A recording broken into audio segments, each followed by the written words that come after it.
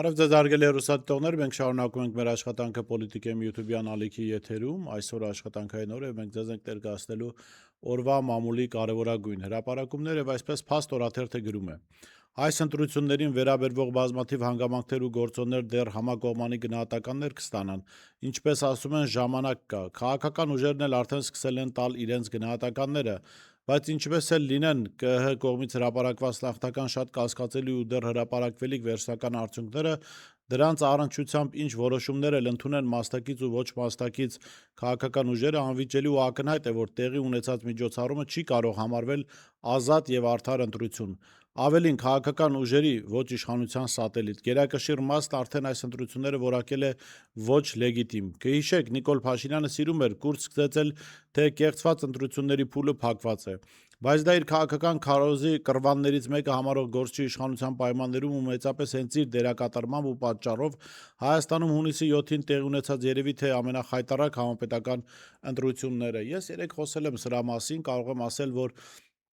իր խայտառակությամբ այս ընտրությունները գերազանցեցին 2017 թվականի խայտառակ ընտրությունները,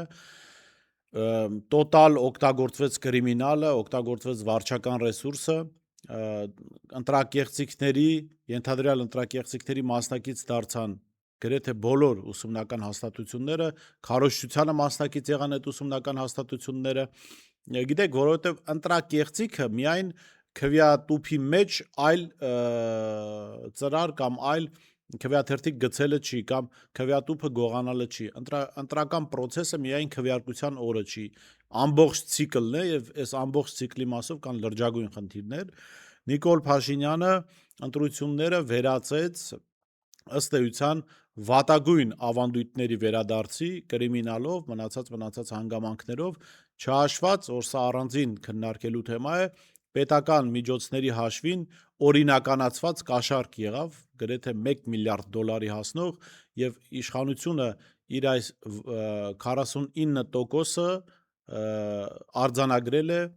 ավելի քան 1 միլիարդ դոլար ծախսելով։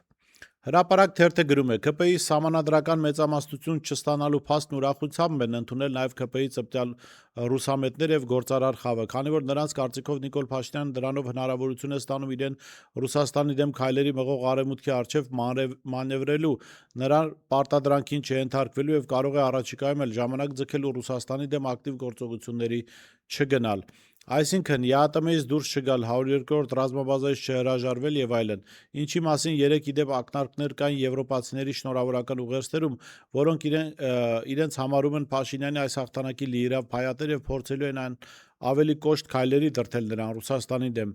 Չունենալով սահմանադրական մեծամասնություն եւ խորհրդարանում ունենալով ռուսամետ, գոնե Ռուսաստանի հետ բնականոն հարաբերություններ կառուցելու կողմնակից ընդդիմություն, Փաշինյանը ըստ մեր զրուցակցի կարող է մանևրել եւ չկատարել Եվրոպայից եկող վտանգավոր հրահանգները։ Փաստ օրաթերթը գրում է. Ազգային ժողովի ընտրությունների նախնական ու չափազանց վիճահարույց արդյունքների հրապարակումից հետո քննարկումների հիմնական թեման վերաբերում է նրան, թե ինչ է անելու ընդդիմությունը, իմասնավորի արդյոք խորհրդարան անցած ուժերը վերցնելու են մանդատները։ Այստեղ սակայն պետք է նշել, որ մինչ նման որոշման կայացումը դեռ մեկ շաբաթ կա, քանի որ վերջնական արդյունքները հրապարակվելու են հունիսի 14-ին։ Մինչ այդ բնականաբար կլինեն քննարկումներ, կլինեն բողոքարկումներ, օրինակ ԲՀԿ-ն արդեն իսկ վերահաշվարկ է պահանջել, ընդ որում միայն մի քանի տեղամասի արդյունքների խեղաթյուրումը ԿԸՀ-ի կողմից, որի մասին երեք հայտարարեցին այդ կուսակցության ներկայացուցիչները, արդեն իսկ ցուցիչ են, թե ինչ խայտառակություններ կարող էին արված լինել հետընտրական գիշերվա ընթացքում եւ թե ինչպես կարող են փոխվել թվերը։ Երեք հայտարարությամբ հանդես եկավ Հայաստան Դաշինքի առաջնորդ ՀՀ երկրորդ նախագահ Ռոբերտ Քոչարյանը, նշելով, որ իրենք վիճարկելու են ընտրությունների արդյունքները։ Նա նշել է, որ այս ընտրություններն անցել են իշխանական համատարած ճնշումների, ընդդիմադիրների ձերբակալությունների, վարչական ռեսուրսի աննախադեպ կիրառման եւ ընտրախախտումների պայմաններում։ Սպասելի էր, որ ուժեղ Հայաստանը եւս մեղմ ասած հաշ չի լինի արդյունքների հետ, առավել եւս, որ կուսակցության ներկայացուցիչներն արդեն հայտարարել են, որ հրապարակված թվերը չեն կարող արտացոլել իրական պատկերը։ Նկատենք, որ երեկվանից հայտնի շրջանակների սպասարկող թևը կրկին հարձակվել է Հայաստան Դաշինքի ուղղությամբ, հայտարարում են վայր դրեք մանդատները։ Գիտեք, մանդատները վայր դնել չդնելու հարցը դեռ քննարկվում է, այսինքն Հայաստան Դաշինքը հայտարարել է, որ առնվազն կան նման տեղեկություններ, որ իրենք դեմ չեն մանդատներ վայր դնելու, եթե հավաքական ընդդիմությունը նման որոշում է կայացնում, այս դեպքում առաջին այսպես ջութակահարը ուժեղ Հայաստան կուսակցությունների դաշինքն է, իրենք են առաջին տեղը զբաղեցնում եւ պետք է ասեն, վերցնում են մանդատները թե ոչ, մինչեւ այս պահը իրենց կողմից հայտարարություն չի եղել։ Սա դնենք մի կողմ, ընդդիմադիր ուժերը կորոշեն եւ այդտեղ հանրությունը իր գնահատականը կտա այդ որոշմանը, բայց ինձ զարմացնում է, որ այն գործիչները, որոնք մինչև հունիսի 7-ը պնդում էին, որ Ռոբերտ Քոչարյանի ուժը անցողիկ չէ, էլ հոր արև են երդվում, էլ մոր արև, էլ հայոյանք էին ուտում, որ ախր իբր իրենք մտահոգ են ընդդիմության թվերի համար եւ Ռոբերտ Քոչարյանի անցողիկ չլինելը խանգարելու է։ Ավելին, իրենց աջակցությունը վայելող ուժերը գլխավորապես չանցան խորհրդարան եւ ուղակի տոկոսներ նվիրեցին քաղաքացիական պայմանագրի եւ Նիկոլ Փաշինյանին։ Հիմա այդ մարդիկ, որոնք մինչեւ հունիսի 7-ը ամեն կերպ հարվածել են Հայաստան դաշինքին, ստերով, կեղծիքով, անբարոյականությամբ, ասում են, պահանջում են, որ Հայաստան դաշինքը մանդատները վայր դնի։ Իհարկե, էլի եմ ասում, մանդատները վայր դնել չդնելու հարցի մասին չի խոսքը։ Քաղաքացիները, ովքեր ընտրել են ընդդիմությանը, օգնել են Հայաստան դաշինքին, մյուս ուժերին իրավունք ունեն պահանջ ներկայացնելու։ Այստեղ երկրորդ կարծիք չկա, մարդիկ կարող են իրենց դիրքորոշումը արտահայտել, իրենց գնահատականներ տալ, բայց մարդիկ, որոնք մինչև վերջին օրը խանգարել են, իրենք են ամենաակտիվը այս թեմայով, ինչը ցույց է տալիս, որ այս մարդկանց պլանները խաթարվել են, եթե հիշում եք Միրդադ Մադաթյանի հետ զրույցում ընտրություններից առաջ մենք եկել էինք այն եզրահանգման, որ ոչ միայն Նիկոլ Փաշինյանի, այլ ընդդիմություն ներկայացող որոշ ուժերի գլխավոր խնդիրն այն է, որ Ռոբերտ Քոչարյանի առաջնորդած դաշինքը չանցնի խորհրդարան եւ պայքարը դրա համար էր։ Հիմա տապալվել են այդ պայքարում, նոր բան են մտածել, ինչով կարող են Հայաստան դաշինքին թիրախավորել։ Ինձ նաև զարմացնում է այն, որ մարդ, որը օրինակ մասնակցել է ուժեղ Հայաստանի հանրահավաքին, բոցաշունչ ելույթ ունեցել, ծնկի է իջել, հա, կոչ արել մարդկանց ընտրել ուժեղ Հայաստանին, երևի ասացի Հայաստան դաշինք, ուժեղ Հայաստան դաշինքի հանրահավաքին, ավելին իր կոչով 2.670.000 մարդ քվեարկել է ուժեղ Հայաստանին, այդ մարդը կոչով դիմում է Հայաստան դաշինքին, ասում է մանդատները վայր դրեք։ Եղբայր, մասնակցել ես ուժեղ Հայաստանի հանրահավաքին, կոչ ես արել մարդիկ քվեարկեն այդ ուժին, լավ ես արել, շատ լավ է, որ մարդիկ քվեարկել են ընդդիմադիր այդ ուժի օգտին եւ ինքը 340.000 եւ ավել ցայն է ստացել, բայց կլինի դուք հիմա որպես պատասխանատու մարդ առաջինը կոչ անեք հենց այդ ուժին վայր դնել մանդատներ, եթե ձեր պահանջում անկեղծ եք։ Էլի եմ ասում, պետք է սպասել ընդդիմադիր ուժերի հայտարարությունների եւ այո, ընդդիմության ընտրող քաղաքացիները այդտեղ ազատ են դիրքորոշում ունենալու, գնահատելու, դատապարտելու, խրախուսելու եւ այսպես շարունակ։ Ժողովուրդ օրաթերթը գրում է. օրաթերթին հայտնի դարձավ, որ Սիրիայի գործարար Գաբրիել Ջեմբերջյանը դատական կարգով վիճարկում է Ամիո բանկի նախկին Հայ բիզնես բանկ գործողությունները, պնդելով, որ բանկը իր ավանդային միջոցներից 288.300.000 դրամ է փոխանցել մեկ այլ անձի Կարեն Ավդալյանի սնանկության գործով հատուկ հաշվին։ Դատարանում քննվող գործի շրջանակում Ջեմբերջյանը պահանջում է անվավեր ճանաչել դեռևս 2016 թվականին կնքված երրորդ անձի իրավունքի գրավի պայմանագիրը, որը ըստ էության դարձել է վիճահարույց փոխանցման հիմքը։ Փաստ օրաթերթը գրում է. հունիսի 7-ին կայացած ԱԺ-հերթական ընտրություններ արդեն իսկ հայտնի են նախնական արդյունքները, հասկանալի է, որ ընտրություններին կհետևեն որոշակի գործընթացներ։ Այդուամենայնիվ տեսնենք, թե ինչ ընթացակարգ է սահմանված օրենսդրությամբ հետագա օրերի համար։ Եվ այսպես ընտրական տեղամասում քվեարկության արդյունքների վերահաշվարկի դիմում համապատասխան տարածքային ընտրական հանձնաժողով կարող էր ներկայացվել կամ 3 կամ 3-18:00, այո, եւ ԲՀԿ-ն այս հարցով արդեն դիմել է կամ այսօր մինչեւ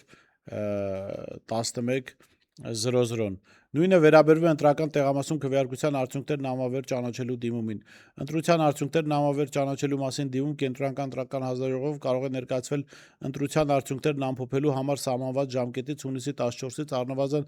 2 օր առաջ, հունիսի 12-ին մինչև ժամը 18:00։ Ընտրատարածքային ընտրական հանձնաժողովում վերահաշվարկի աշխատանքները սկսվում են այսօր 14:00-ից եւ ավարտվելու են հունիսի 12-ին 14:00-ին։ Հրապարակ թերթը գրում է. Կիրակի օրը տեղի ունեցած ընտրություններից հետո ամենատրագիկ փաստը թերևս ԲՀԿ-ի խորհրդարան չանցնելն է, որի ընդամենը մոտ 60 ձայն պակասեց։ Իդեպ 2021-ի ընտրություններում մոտ 1800 ձայն էր պակասել ԲՀԿ-ին շեմը հաղթահարելու համար, սակայն այս անգամ ԲՀԿ անցնել-չանցնելու փաստն առավել առանցքային նշանակություն ունի ԿՊ-ի համար։ Բանն այն է, որ 49% քվե ստացած ԿՊ-ն կկարողանա սահմանադրական մեծամասնություն ստանալ, եթե ԲՀԿ-ն չանցնի եւ նրան տրված քվեները փոշիանան ու բաժին հասնեն ԿՊ-ին։ Այստեղ էլ թաքնված է ԲՀԿ-ի վերաբերյալ հրապարակվող հակասական արդյունքների գաղտնիքը։ Մեր աղբյուրներից տեղեկացանք, որ իրականում Գագիկ Ծառուկյանի առաջնորդած ուժը հաղթահարել է անցողիկ շեմը, սակայն իշխանական շրջանակներից նրան գործարք են առաջարկել, որ կմտնի խորհրդարան, եթե համաձայնի դառնալ Փաշինյանի գրպանային ընդդիմությունը եւ հարկ եղած դեպքում 3/5 մեծամասնություն ապահովի նրա համար։ Օրինակ, սահմանադրական կարևորագույն մարմինների ղեկավարների եւ անդամների ընտրության ժամանակ։ ԿՊ-ն ԲՀԿ-ի անցնելու դեպքում զրկվում է այդ հնարավորությունից։ Նրան 2 ձայն է պակասում, սակայն Ծառուկյանը մերժել է առաջարկը, ինչից հետո ԿԸՀ-ն հայտարարել է, որ ԲՀԿ-ն չի հաղթահարում անցողիկ շեմ։ Այստեղ կարծեմ մի անճշտություն կա, սահմանադրական մեծամասնությունը պատգամավորների թվի 2/3-ն է, ոչ 3/5-ը, այո 3/5-ի դեպքում կան ինստիտուտների ղեկավարներ, որոնք ընտրվում են, այդ թվում նաև ընդդիմադիր ուժերի քվեարկության արդյունքում միայն կարող են ընտրվել, բայց սահմանադրական մեծամասնությունը 2/3-ն է, ոչ թե 3/5-ը։ Հրապարակ թերթը գրում է. «Այժմ կուսակցությունները պայքարում են ոչ միայն խորհրդարանում տեղ զբաղեցնելու համար, այլև ընտրողների ձայների քանակից է կախված նրանց հետագա գործունեությունը։ Բանն այն է, որ եթե կուսակցությունը հաղթահարում է 2%-ի դաշինքը 4%-ը, պետությունը նրանց վերադարձնում է իրենց վճարած ընտրագրավը։ Բացի դրանից, այդ քաղաքական ուժերն առաջիկա 5 տարիների համար պետությունից ստանում են ֆինանսավորում մինչև հաջորդ ԱԺ ընտրությունները։ Ըստ օրենքի, կուսակցությունն այս կերպ թուլացնում է կախվածությունը մասնավոր եւ բիզնես շահերից, ինչպես նաեւ իր գործունեությունը շարունակելու հնարավորություն է ստանում։ Ստացած գումարի չափը կախված է արդյունքներից, յուրաքանչյուր քվեի համար ստանում է տարեկան 1000 դրամ։ 2%-ի շեմը հաղթարած, բայց ԱԺ մանդատ չեն ստացել Հայաստանի Շնորհապետական միասնության թևեր եւ Բարգավաճ Հայաստան կուսակցությունները, ընդ որում ԲՀԿ-ի խորհրդարան անցնելու համար պակասում է 62 ձայն։ Սա վերջնական արդյունքը չէ, ձայների վերահաշվարկը տեղի չի ունեցել։ Այսպես, Հայաստանի Շնորհապետական կուսակցությունը ստացել է 30,797 քվե կամ ձայների 2.11% եւ 5 տարի շարունակ բյուջեից ստանալու է 30 միլիոն դրամ։ Միասնության թևերը ստացել է 33,618 ձայն, 2.3% եւ ըստ այդմ 5 տարի շարունակ ստանալու է 33 միլիոն 618 հազար դրամ։ ԲՀԿ-ն հավաքել է 58,368 ձայն եւ համապատասխանաբար ստանալու է տարեկան 58 միլիոն 368 հազար դրամ։ Հրապարակ թերթը գրում է. «Կոռուպցիայի կանխարգելման հանձնաժողովի կայքն արդեն 5 օր է աշխատում է մասամբ, կայքում հնարավոր չէ մուտք գործել հայտարարագրերի ռեեսթր, որտեղ հրապարակվում են պաշտոնյաների եւ նրանց հետ փոխկապակցված անձանց հայտարարագրերը։ Բանն այն է, որ հունիսի 1-ի պաշտոնյաների եւ նրանց հետ փոխկապակցված անձանց կողմից հայտարարագրեր ներկայացնելու ժամկետն ավարտվել էր։